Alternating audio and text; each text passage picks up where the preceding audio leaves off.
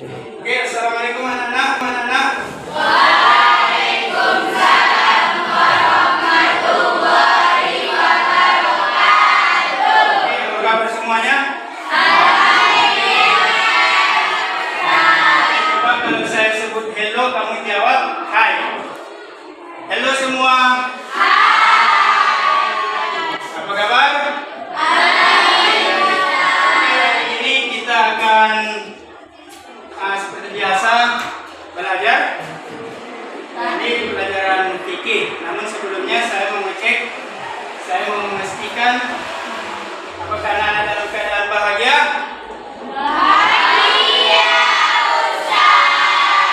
Oke.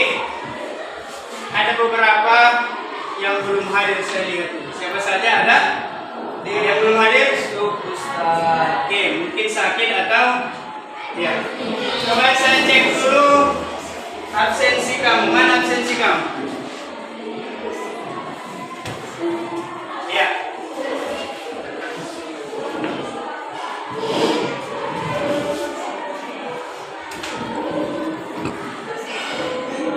Ya, ada 2 orang ya yang tidak hadir.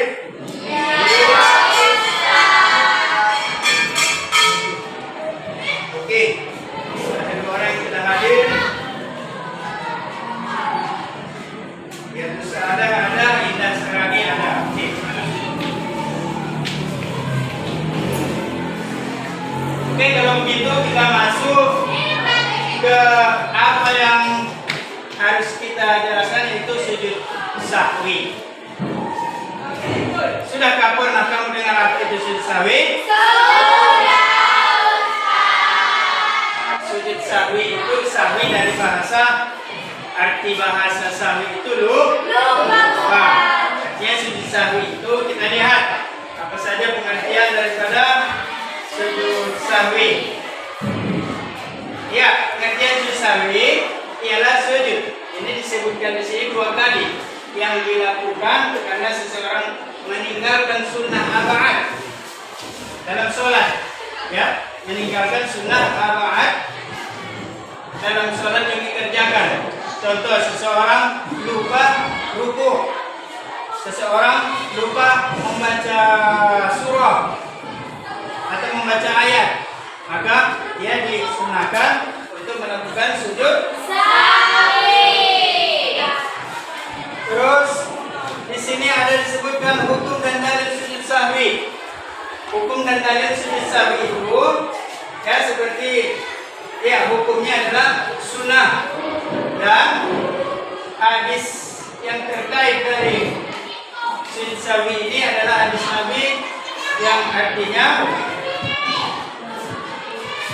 ya, dari Abdullah bin Buhainah al-As'adi bahwa Rasulullah SAW pernah melakukan sujud sahwi. Ya, ketika itu juga sahabat melakukan sujud sahwi. Oke, selanjutnya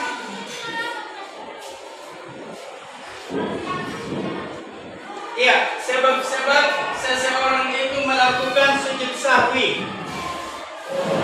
Ada sebab-sebab kenapa seseorang itu melakukan sujud sahwi. Yang pertama, ragu-ragu dalam sholat. Seseorang sering mengalami ragu apakah sholat dia itu sudah pas 4 rakaat. Contoh ketika sholat isya, apakah masih 3 rakaat di sholat asar. Bisa jadi itu pengaruh lelah atau pengaruh yang lain sebagainya. Namun ketika itulah seseorang yang sholat itu melakukan sujud sahwi. Dan ada ketika meninggalkan sunnah abaat. Sunnah abaat ini seperti halnya membaca ayat. Seseorang yang tidak membaca ayat atau membaca surah ketika sholat, namun sholatnya sah. Tapi ketika dia terlupa membacakan surah atau ayat dalam sholatnya, maka dia disunahkan melakukan sujud sahwi. Terus selanjutnya hikmah sujud sahwi ini adalah yang pertama menjauhkan diri dari dari sifat sombong. Karena sifat sombong itu, karena sifat yang kuat itu, maha kuasa itu adalah milik Allah. Jadi kita dengan melakukan sujud, ya, kita tetap diharapkan dapat menjauhkan diri dari sifat sombong. Dan yang kedua, menumbuhkan sikap rendah diri di hadapan Allah Subhanahu wa taala. Seorang hamba tentu akan merasa lemah, akan merasa tidak berdaya di hadapan Allah Subhanahu wa taala. Umpamakan saja, ilustrasikan saja bahwa seseorang yang sujud di depan kita, tentu kita lebih hebat daripada yang sujud. Artinya kita bisa semena-mena kepada orang yang sujud di bawah kita. Demikian kepada Allah. Sedangkan kita saja tidak sujud, kita tidak ada apa-apanya terhadap Allah, apalagi kita sujud. Artinya bukti bahwa kita merendahkan diri kepada Allah itu tentu dengan melakukan sujud. Ya. Anggota badan yang paling mulia di tubuh seseorang itu adalah dahi. Dan ketika seseorang melakukan sujud, dia sangat hina di hadapan Allah.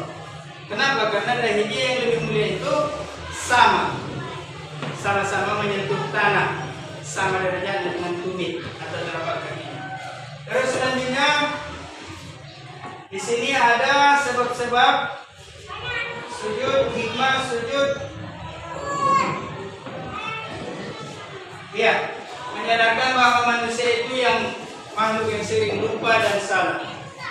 Khata' wa nisyan sifatani lil insan. Salah dan lupa itu dua sifat bagi manusia. Kalau itu manusia pasti pernah salah dan lupa. Kalau itu salah dan lupa berarti dia itu adalah manusia. Selanjutnya, ya, inilah dia materi yang perlu saya sampaikan kepada kalian. Sekarang saya mau memberi kepada anak-anak kami sekalian tugas diskusi. Kira-kira yang perlu kalian bahas di sini ya. Ini sepotong atas dari kertas saya, didiskusikan sama kawan kelompok.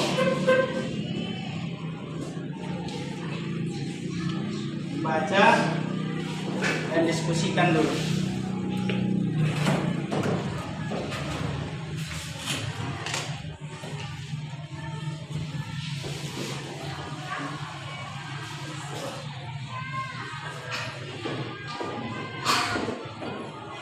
Hanya beberapa saja ya.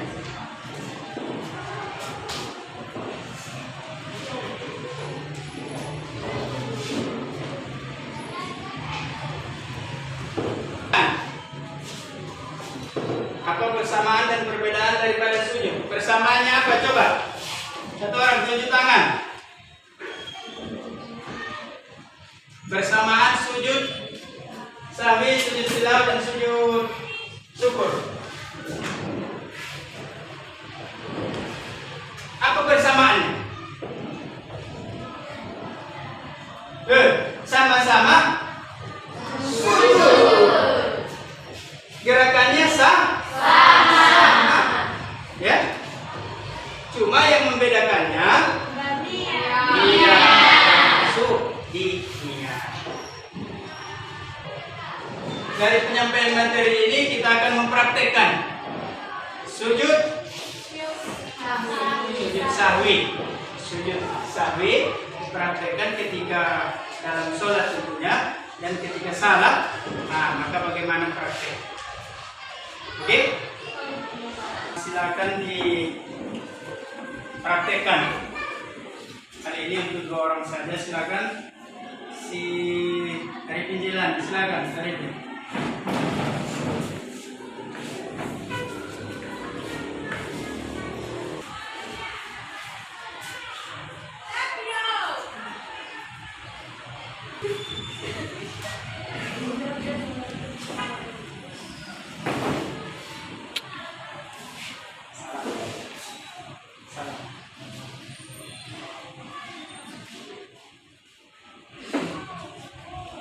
Oke, kembali ke tempat. Oke, Satu orang lagi kita praktekkan tentu dari perempuan. Silakan anak kami si Putri. Silakan Putri.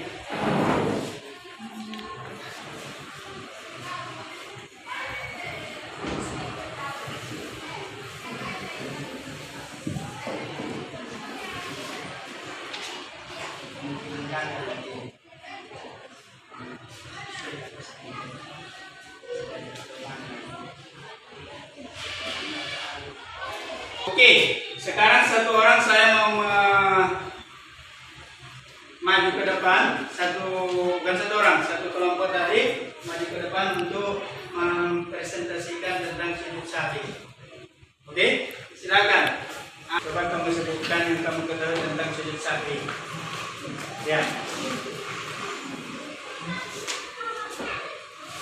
Sujud sahwi adalah sujud yang bersekutu kepada Allah, yaitu Anak-anak sekalian, setelah kita pelajari tentang sujud sahwi, ternyata sujud sahwi itu adalah sujud yang dilakukan ketika kita terlupa atau ragu-ragu dalam melaksanakan sholat. Itu anak-anak sekalian, hikmah daripada sujud sahwi ini sebagaimana yang sudah kita sebutkan, artinya kita harus sering-sering melakukan sujud. Tapi bukan berarti kita harus lupa dan ragu setiap sholat kita. Sujud itu sangat penting, terutama untuk menjaga kesehatan dan kecerdasan otak. Karena setiap kita sujud, darah akan mengalir ke saraf-saraf otak, yang mana tidak bisa darah itu mengalir kecuali dengan melakukan sujud. Oke, demikian pelajaran kita untuk hari ini. Mudah-mudahan ada manfaat. Untuk itu, mari kita tutup acara pembelajaran kita dengan ucapan hamdalah. Dan kita tutup dengan doa kafaratul majelis. Subhanallahumma wa bihamdika asyhadu an la ilaha illa anta astaghfiruka wa atubu ilaika. Demikian. Assalamualaikum warahmatullahi wabarakatuh.